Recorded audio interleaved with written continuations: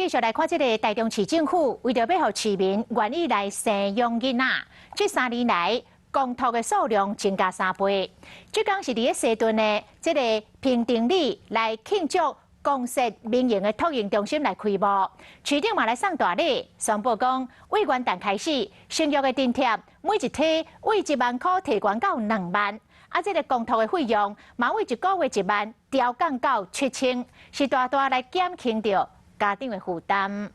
戴口罩，一起喊哦！戴口罩。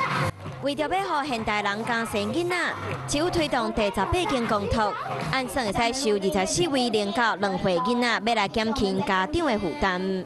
今天开幕的是第18座公托哈，那我们已经超过将近3倍增了哈。我们就是希望年轻人愿生敢养，台中市政府协助抚养，对我们都还蛮方便的，可以就近照顾，可以让爸妈比较放心可以工作啊，把小孩子托婴在这里。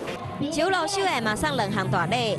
头先是自明年1月7日开始，生育补助自一体1万增加到2万。像平町托婴中心这种社区公共托育公园，月费嘛自1万降到7000，扣掉托育补助4000，家长干那需要拿3000块。希望会当增加少年人的生育率，嘛会当让囡仔快乐成长，家长安心上班。